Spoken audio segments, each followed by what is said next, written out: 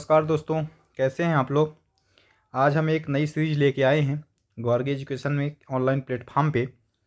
और ये जो सीरीज है ये पूरी तरह से यूट्यूब चैनल में आपको इसी गॉर्ग एजुकेशन में क्रमवार तरीके से मिल जाएगी। और इस सीरीज में हम पूरी तरीके से जो M P P S C का मेंस का जो पेपर फर्स्ट है, मेंस का जो पेपर फर्स्ट है उस पेपर फर्स्ट के पार्ट फर्स्ट में आप देखेंगे कि इंडियन हिस्ट्री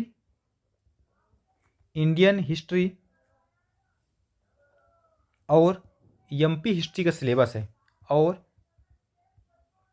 एमपी हिस्ट्री का सिलेबस है। एमपीपीएससी का जो मेंस का पेपर फर्स्ट है उसके पार्ट 1 में वो इंडियन हिस्ट्री और एमपी हिस्ट्री जिसका सिलेबस भी हम लगाए हुए हैं आज आपको बताएंगे। तो इसका पूरा पार्ट हम क्रमवार तरीके से इसी में आपको वीडियो लगातार मिलते रहेंगे और हम इसको पूरा कंप्लीट करेंगे। पूरा पेपर 1 का पार्ट 1 पूरा कंप्लीट करेंगे। कैसे करेंगे हम आपको इसी वीडियो में बताएंगे आगे चल के।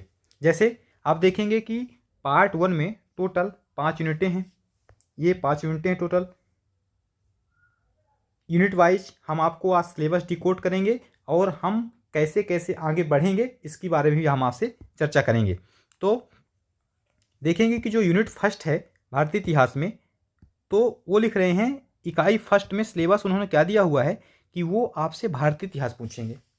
और इस भारतीय इतिहास में वो आपसे भारत का राजनीतिक, आर्थिक, सामाजिक और सांस्कृतिक इतिहास पढ़ के आइए, ऐसा वो बोल रहे हैं। कहाँ से कहाँ तक पढ़ के आइए? वो कह रहे हैं कि हड़प्पा सभ्यता से लेकर के और 10वीं शताब्दी तक पढ़ के आइए। पहली लाइन वो ये कह रहे हैं। वो ये कह रहे हैं कि हड़प्पा सभ्यता से लेकर 10वीं शताब्दी तक आप भारत के इतिहास में से भारत के राजनीतिक, आर्थिक, सामाजिक और सांस्कृतिक जो परिवर्तन और निरंतरता आती जा रही है उसको आप पढ़ के आइए। उसमें से हम आपसे 2 नंबर के, 7 नंबर के और 10 नंबर के क्वेश्चन पूछेंगे। फिर वो दूसरी लाइन में कहते हैं कि हम उसके बाद 11वीं शताब्दी से 18वीं शताब्दी तक आपसे वही राजनीतिक, आर्थिक, सामाजिक और सांस्कृतिक इतिहास पूछेंगे। फिर वो अलग से डिकोड देखिए क्या कर रहे हैं कि सल्तनत एवं मुगल शासक और उनका प्रशासन, मध्यकालीन संस्कृति का अभ्युदय कैसे हुआ, ये पढ़ के आइए। आप देख रहे हैं लगातार क्या कहना चाह रहे हैं आपसे सिलेबस में। वहीं यूनिट नंबर 2 में देखेंगे आप, वो मध्य प्रदेश के आद्य ऐतिहासिक और ऐतिहासिक कालखंड से लेकर के और यहाँ पे टोटल 12 रियासत दी हुई हैं। कह रही हैं सारे रियासतों को आप पढ़ के आइए। उसमें आपको गर्दभील देखने को है, नाग है, औलिकर है, परिव्राजक है, उच्चकल्प है, गुर्जर प्रतिहार, कलचुरी, चंदेल, परमार, तोमर, गोंडवाना और कच्छप घात, इतने वंशों को पढ़ के आने के लिए वो कह रहा है। यूनिट नंबर 3 के इकाई में एमपीपीएससी आपसे कह रहा है कि ब्रिटिश शासन का भारतीय अर्थव्यवस्था एवं समाज पर प्रभाव। बहुत महत्वपूर्ण टॉपिक है, हर वर्ष क्वेश्चन आता है क्योंकि पिछली बार सिलेबस चेंज हुआ तो बहुत सारे क्वेश्चन यहाँ से आए। तो भारतीय अर्थव्यवस्था और समाज पर प्रभाव बताइए। अर्थात वो ये कहना चाहता है कि ब्रिटिशों के द्वारा जो भारत में राजनीतिक, आर्थिक, सामाजिक और सांस्कृतिक नीतियाँ लाई गई उसका प्रभाव अर्थव्यवस्था में क्या पड़ा और समाज में क्या पड़ा, वो आप पढ़ के आइए। दूसरा लाइन वो कह रहे हैं कि ब्रिटिश उपनिवेश के प्रति भारतीयों की प्रतिक्रिया, कृषक एवं जनजाति को विद्रोह, प्रथम स्वतंत्रता आंदोलन अर्थात 1857 का विद्रोह, भारतीय पुनर्जागरण, राष्ट्रीय स्वतंत्रता आंदोलन एवं इसके नेतृत्व करता पढ़ के आइए। वहीं आपसे मध्य प्रदेश का स्वतंत्रता आंदोलन पढ़ के आने के लिए कह रहा है। यूनिट नंबर 4 में एमपीपीएससी कह रहा है कि गणतंत्र के रूप में भारत को था, अर्थात स्वतंत्रोत्तर भारत, स्वतंत्रता के बाद का भारत पढ़ के आइए। राज्यों का पुनर्गठन कैसे हुआ और मध्य प्रदेश राज्य के रूप में कैसे गठित हुआ, ये सारी घटनाएं पढ़ के आनी है स्वतंत्रता प्राप्ति के पश्चात की। फिर वो कह रहा है कि भारतीय सांस्कृतिक विरासत बहुत अच्छी चीज़ है। ये जो टॉपिक है ये मान लीजिए कि इतना बढ़िया टॉपिक है कि जब आप बहुत सीधा सीधा पढ़ते हैं तो आसान होता है किसी सवालों को लिख पाना, पर जब आप इतिहास के कल्चर में जाते हैं तो उसको पढ़ना, उसको याद रखना और लिखना तीनों चीज़ कठिन होता है। तो कह रहे हैं कि भारतीय सांस्कृतिक विरासत पढ़ के आइए। लेकिन अच्छी बात है कोष्टक में लिख दिया मध्य प्रदेश के विशेष संदर्भ में।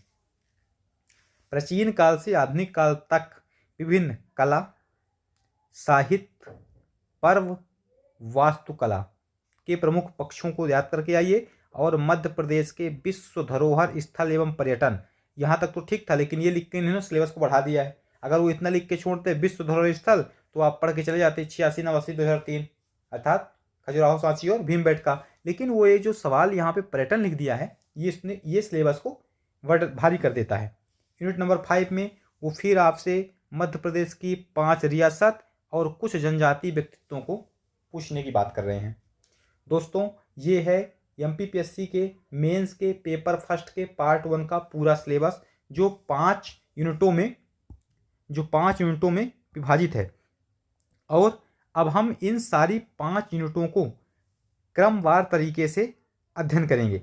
पर आपके मन में भी ये संशय बना होगा कि इसको पढ़ेंगे कैसे, अर्थात इसको कैसे पढ़ा जाए कि आसान तरीके से इसकी नोट्स भी बन जाएं, 2, 7, 10 नंबर की प्रैक्टिस भी हो जाए और लगातार पढ़ने पर आप परीक्षा समय तक रिकॉल कर पाएँ।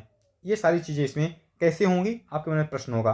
तो हम, जैसे आप सोच रहे होंगे कि ये यूनिट छोटी है, सच बात है, इस यूनिट की अपेक्षा ये यूनिट बहुत छोटी है। तो पहले मैंने सोचा था कि सबसे पहले हम इस यूनिट के बारे में चर्चा करेंगे आपसे, लेकिन फिर मेरे मन में आया कि अगर हम सीधे इस यूनिट के बारे में चर्चा करेंगे और आपको अगर भारतीय इतिहास का नॉलेज नहीं है, तो यहाँ पे आपके वंशों का पढ़ना वंशों के रटना जैसा हो जाएगा, पढ़ने जैसा नहीं होगा। तो हम जो आपके साथ चर्चा करेंगे वो कैसे करेंगे, सुनिएगा। पहले हम भारतीय इतिहास को शुरू करेंगे और सबसे पहले प्राचीन भारत का इतिहास, अर्थात एंशियंट इंडिया का जो सिलेबस है, ये वाला पार्ट, ये वाली लाइन, इसको पढ़ेंगे। जब एंशियंट इंडिया की अपनी क्लासेस पूरी हो जाएंगी, तो उसके साथ हम तुरंत यूनिट नंबर 2 शुरू करेंगे और ये आए हुए 12 राजवंशों को हम पढ़ लेंगे। तो आप क्या होंगे, कनेक्ट हो जाएंगे। आप एंशियंट इंडिया जब आप पढ़े रहेंगे, तो जब इन वंशों को पढ़ाएंगे तो आप बहुत बेहतर तरीके से इन वंशों को समझ पाएंगे और अपने आप को कनेक्ट कर पाएंगे भारतीय इतिहास और एमपी के इतिहास से। तो भूलना मुश्किल हो जाएगा आपके लिए। कह रहा हूँ, भूलना मुश्किल हो जाएगा आपके लिए, सच कह रहा हूँ, धोखे से नहीं, भूलना मुश्किल हो जाएगा आपके लिए। फिर दूसरी बार जब हम मिडेवल हिस्ट्री अर्थात मध्यकालीन भारत को पढ़ेंगे, इसमें ये दोनों लाइनें आ जाएंगी। और जैसे ही इसको हम पढ़ लेंगे, तो हम इस एंशियंट पढ़ने के बाद यूनिट 2 पढ़ेंगे और जैसे ही मिडेवल हिस्ट्री हम खत्म करेंगे, इसके बाद हम इन रियासतों को पढ़ेंगे, इन रियासतों को और जनजातीय व्यक्तित्वों को पढ़ लेंगे। समझ गए आप? तो 3 यूनिटें अपनी कंप्लीट हो जाएंगी, ये छोटी यूनिटें हो जाएंगी। ताकि जैसे ही हम आपको मध्यकाल पढ़ा देंगे, वही टेंडेंसी, जब आप इन वंशों को पढ़ाएंगे तो आप वंशों को अच्छे से समझ पाएंगे, अच्छे से याद कर पाएंगे और लंबे समय तक आपके दिमाग में बैठा रहेगा ये। तीसरी बात, जो सबसे महत्वपूर्ण बात है, उसके बाद हम पढ़ेंगे मॉडर्न हिस्ट्री। मॉडर्न हिस्ट्री के साथ ही ये स्वतंत्रता आंदोलन मध्य प्रदेश का है, कोई दिक्कत नहीं, इसको साथ में ही पढ़ लेंगे। और उसके बाद हम पढ़ेंगे यूनिट नंबर 4। इस तरह से हमारी क्लासेस लगातार चलेंगी। पहले एंशियंट इंडिया पढ़ेंगे, एंशियंट इंडिया के बाद हम यूनिट नंबर 2 पढ़ेंगे, यूनिट नंबर 2 के बाद हम मिडेवल इंडिया पढ़ेंगे, मिडेवल इंडिया के बाद यूनिट नंबर 5 पढ़ेंगे और उसके बाद यूनिट नंबर 3 और 4 पढ़ेंगे। ये अपना क्रम रहेगा। लेकिन हम जब इन क्लासेस को शुरू करेंगे, तो सबसे पहले जब हम एंशियंट इंडिया पढ़ेंगे, मान लीजिए हम आज से प्राचीन भारतीय इतिहास की क्लास शुरू करेंगे, जो हम कल से करेंगे, तो जैसे ही मैं पहला टॉपिक लेके आऊँगा हड़प्पा सभ्यता, जब मैं पहला टॉपिक लेके आऊँगा हड़प्पा सभ्यता का, तो पहले मैं आपको पूरा टॉपिक पढ़ाऊँगा। उस टॉपिक को पढ़ाने के बाद उससे बनने वाले 2, 7 और 10 मार्कर के कितने क्वेश्चन बन सकते हैं, सारे क्वेश्चंस भी दे दूंगा आपको। और उसके बाद एक क्लास में सारे क्वेश्चनों की प्रैक्टिस भी करवा दूंगा और भारतीय इतिहास के क्वेश्चन को कैसे फ्रेमिंग की जाए ये भी आपको बता दूंगा, जिससे आपकी प्रैक्टिस भी हो जाएगी और बाद में जब क्वेश्चन आएगा तो आप उस क्वेश्चन की फ्रेमिंग भी अच्छे से कर पाएंगे, जो मध्य प्रदेश लोक सेवा आयोग के मेंस में बहुत महत्वपूर्ण है। एकदम मान लीजिए रामबाण सिद्ध होने वाला है आपके लिए। फॉर्मेटिंग, कैसी फॉर्मेटिंग में आप लिख रहे हैं चीज़ों को, कितना आकर्षक आप कॉपी किसी को दे रहे हैं, उतना ही आपके लिए फायदेमंद होगा। दोस्तों, मेरी रणनीति आप तक पहुंच गई होगी। हम गार्गी एजुकेशन के ऑनलाइन प्लेटफॉर्म पे इस पूरे सेगमेंट को कवर करेंगे एक एक करके। लेकिन इसके लिए 2 काम करने पड़ेंगे आपको। आप 2 रजिस्टर ले लीजिए, क्योंकि हम आपको कोई PDF नहीं देंगे। हम जो अच्छा, दूसरी बात, महत्वपूर्ण बात यह है कि पूरा भारतीय इतिहास या मध्य प्रदेश का इतिहास टैब में लिख के भी नहीं पढ़ा जा सकता है। तो हम कुछ टैब में लिखते रहेंगे और कुछ बोलते रहेंगे। तो टैब में लिखना और बोलना दोनों को मिला करके आप नोट्स बना लेंगे, वही आपकी सच मानिए ओरिजिनल फाइनल शॉर्टकट सारी नोट्स कहलाएगी। और दूसरी बात, आप 2 रजिस्टर रखिए। एक रखिए रजिस्टर यूनिट नंबर फर्स्ट के लिए, एक रजिस्टर आप रखिए यूनिट नंबर फर्स्ट के लिए, और एक रजिस्टर आप रखिए यूनिट नंबर फर्स्ट और थर्ड के लिए, दूसरा 2, 4 और 5 के लिए। आप 2 रजिस्टर रखिए।